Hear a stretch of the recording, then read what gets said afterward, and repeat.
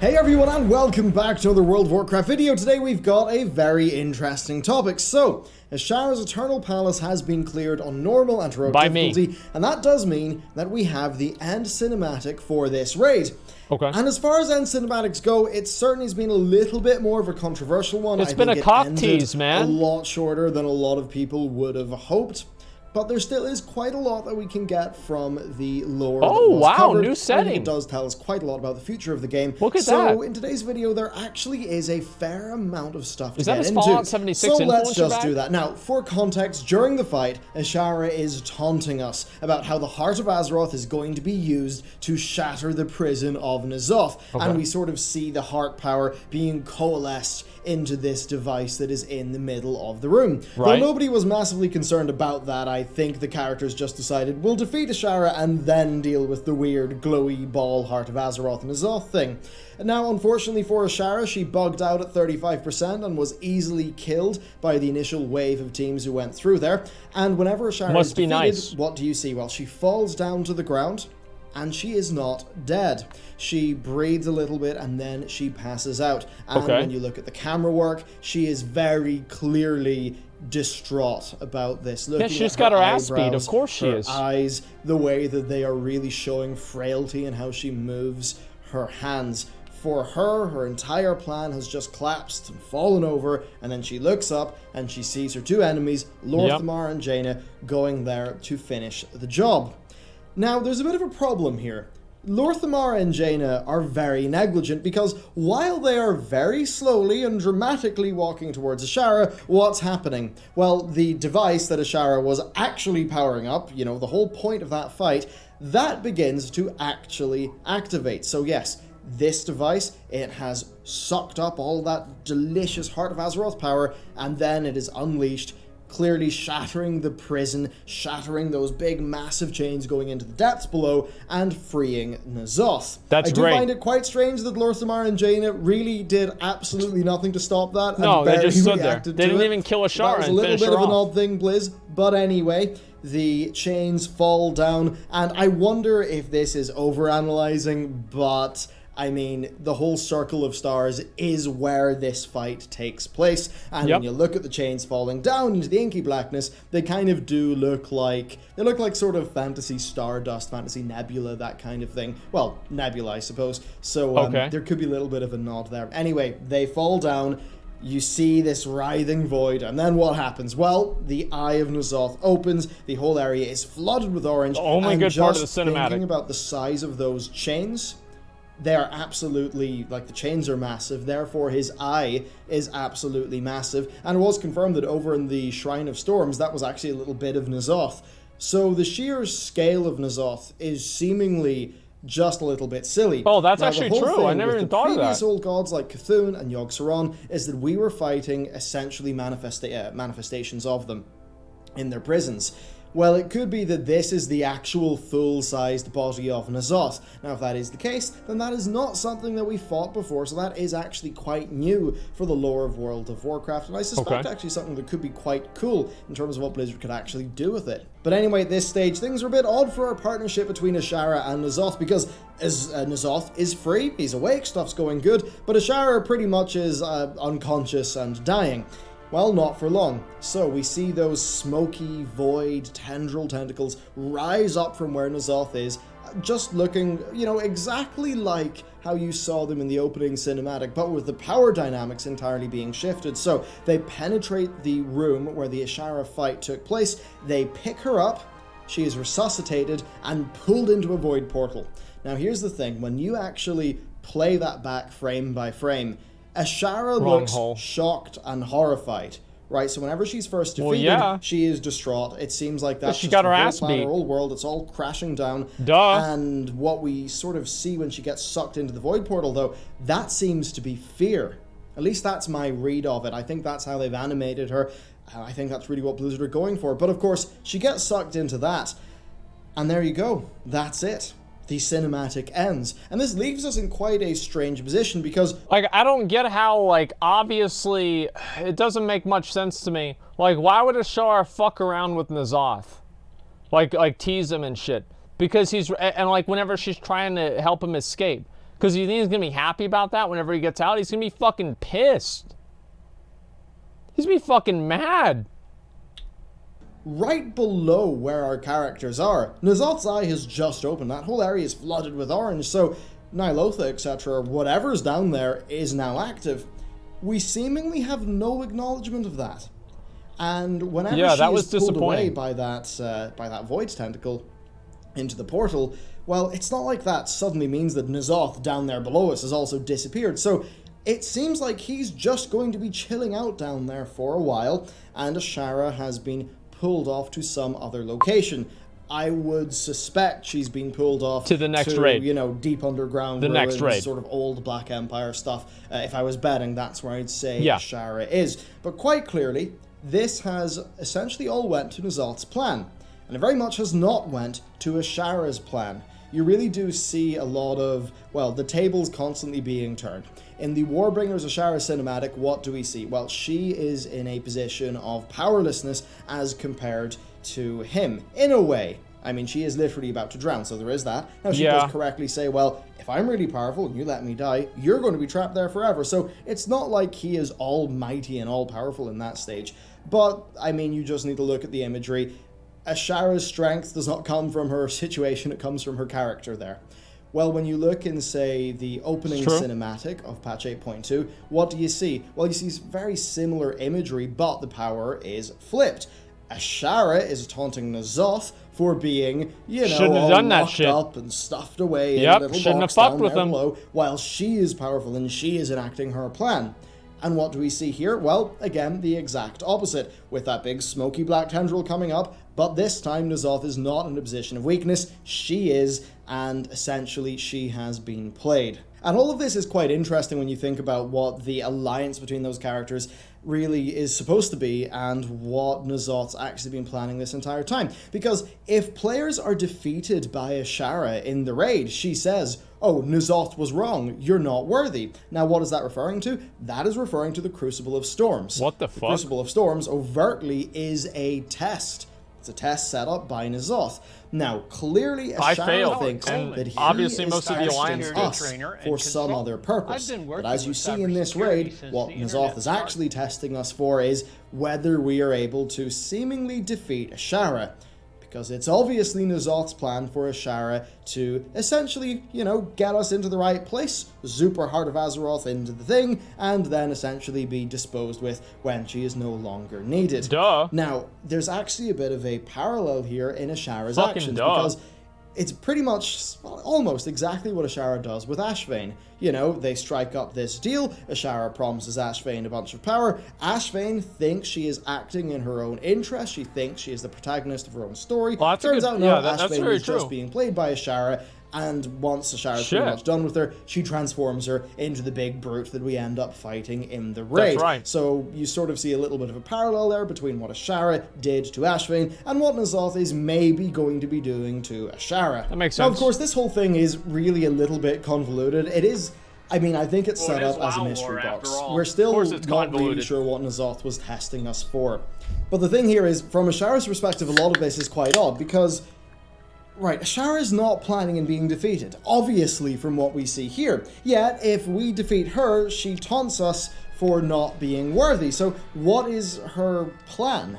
Is her plan to prove his test wrong? She at one point does pretty much say, you're trapped as I am during the raid, so is she maybe quite aware of what's going on with the N'Zoth situation? And maybe she is trying to seize some power and ultimately betray him, but it turns out betraying N'Zoth, right. I'm sure that's going to go well. To defeat her, thus robbing her of the chance to double-cross him, meaning that he can zoop his tentacle up, pull her through the void portal, and then I presume he's going to turn her into a Grommash Hellscream type character. Pretty much. I think, or, you know, like with Ashvane even, I think he's going to try to do some stuff to, you know, turn her into some sort of crazy void monstrosity, but that I think she will ultimately end up siding with us and being a morally grey character. I think that's pretty much what's going to happen for the future. But anyway, N'Zoth's plan here is pretty darn clear. So what does he do? He tests us to find out that we are powerful enough to defeat Azshara. He pretty much knows that, like, his entire goal with Azshara, right, and what he establishes in Warbringers is, hey, let's ally together, you will break me out of my prison, we'll rule together. Well, you know, he tests that we are powerful enough to defeat her. He knows that we will defeat her if given the chance. So from his perspective, he obviously knows, okay, if I can get those players to defeat Azshara, but also get Azshara to free me at the same time, then I'm just going to get a whole bunch of birds killed with one stone. Yeah, he's just in charge. He runs shit. What does he do? Well, he puts... I don't see why he really needs to worry about that. I mean, he's a fucking old god. I mean, the Titans had trouble dealing with the old gods. I mean, I'm assuming, like, Azshara to him would be, like, a non-issue. So I don't really understand how, like, he'd be that worried about it. I mean, look at Yogg-Saron. I mean, that caused a big problem over in Northrend, and we were basically just beating one of his pimples.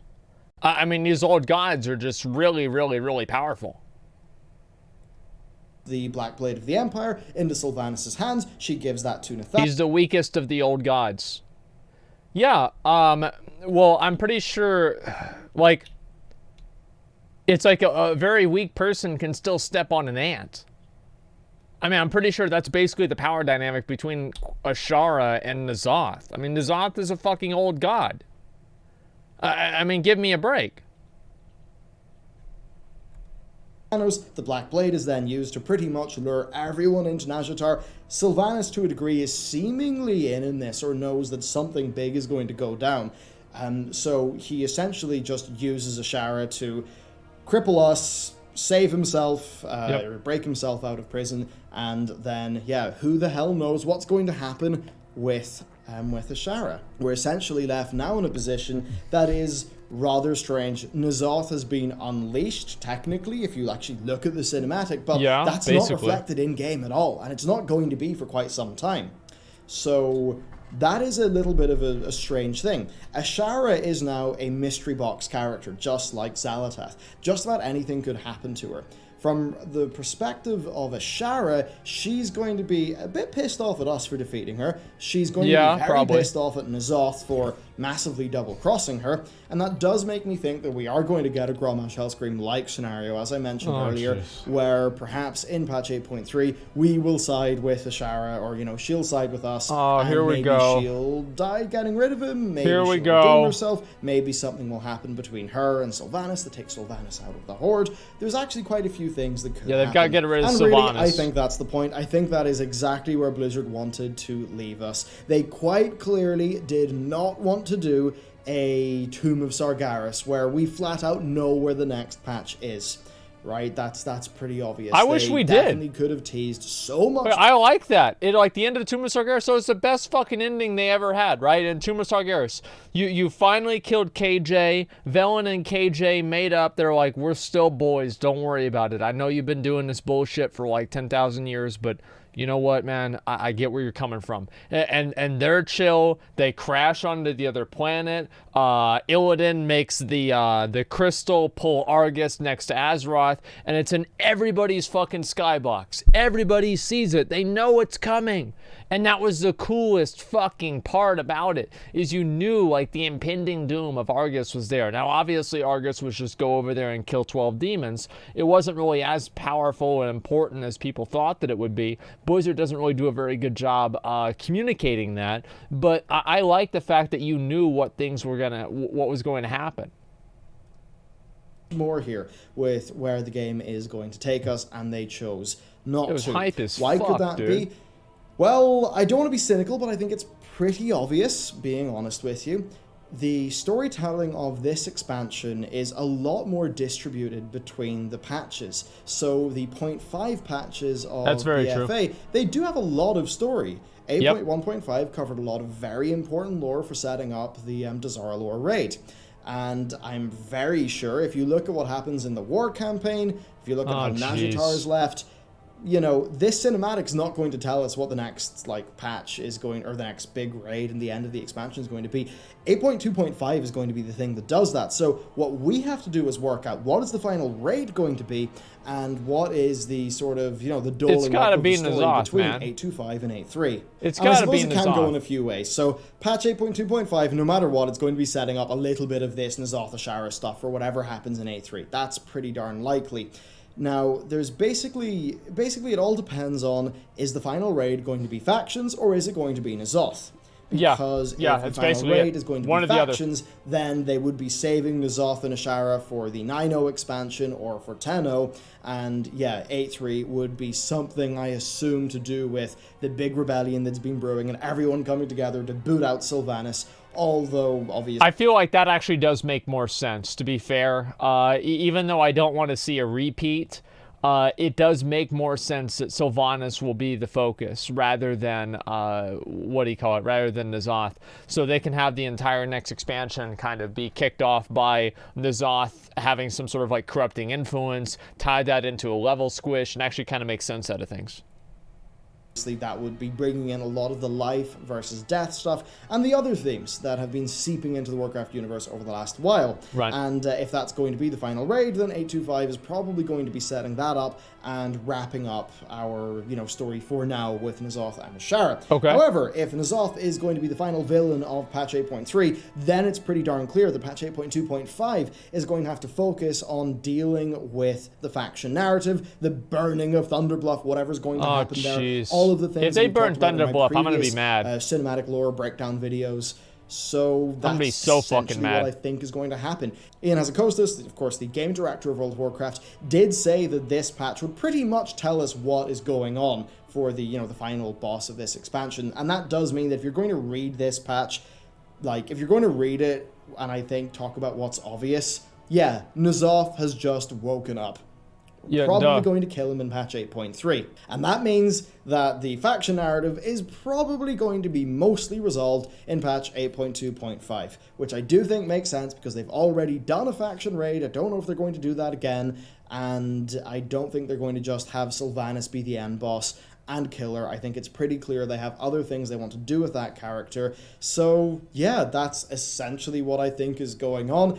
If you think about Nazoth now, we are pretty pissed off with him, obviously. Yeah, Azshara's going to be pretty pissed off with him, obviously. And if you actually listen to what Xal'atath said for years, Xal'atath doesn't like Nazoth. Now, sure, Xal'atath recently played along with Nazoth, but if you look at the lore there, well, they weren't really friends. The other old gods, really screwed over Xal'atath. So a part of me does wonder if, you know, there'll sort of be like alternate void forces going against Nazoth, and that is a part of how Blizzard will sort of bring in the light and void sort of narrative, where you can have bad light. I don't know about that, void, dude. And then maybe Xal'atath. I don't know about that, dude. Would be, you know, something like that. Perception, thanks for 5 subs, man. But again, I think the point that I made earlier stands. It's a mystery box. Right? It's just a J.J. Abrams mystery box. They can do essentially whatever they want with this stuff. Now, the final thing that is said in this cinematic is all eyes will be opened. Now, of course, that does tie into a lot of the Void whispering stuff and how that usually sort of plays out. You know, with the Void, you're opening your eyes to infinite knowledge, but that knowledge is maddening. You're seeing potential futures that may not happen. You're seeing false dreams, all of that stuff. That's pretty I feel like that's just his eyes. That's what kind of makes sense. Universe. If we're going to take it a bit more literally, and you look at, say, the Eye of Nazoth, or the Gift of Nazoth that's given to players after the Crucible of Storms raid, well, that's right. I forgot about that. It's a third eye on your head. So, yeah, saying all eyes will be open, it's pretty darn clear that, it's pretty clear that's all sort of linked together, and that everybody is going to be marching along happily to his lovely Lovecraftian tune, which, of course, if you look at, say, Nyarlathotep, the prose poem, the Lovecraft one, I think everyone's sort of eyes being, I don't know what the hell that is. I have no idea what the hell that is. And all of that spooky stuff that they really try to spin with Nazoth, that all just seems to be right on theme, and I think it does pretty much hint that we're going to be having something Ny'alotha-like for the... If they don't, I'll be mad. The game. So really, I think that's just about all that I have to say with this cinematic. I have no idea how long I've went on for, but it was only a minute of footage, so I mean, yeah, who knows how much I got out of it. Look, he's extending content as long as I am. This is impressive. An interesting topic. I think it's a little 18 minutes going into one video. It's a minute long. That would have excited players a good bit more, and I think especially That's because good. the faction narrative is not overly exciting to players, it seems. It would have been good if more of that stuff was teased, at least in the here and now. It could all be playing into some sort of larger plan that Blizzard have for the narrative and how they're going to unveil all of that. But yeah, I suppose I'll just end this by kicking it to you. What do you think is going to happen? Do you think Azshara will be friend or foe? Do you think she will be alive or dead by the end of this expansion? Do you think N'Zoth will be the end boss of this expansion? And I suppose, did you like the cinematic? Did you not? Let me know what you think down below. Thank you very much for watching this video, and with that, I shall see you next time. It's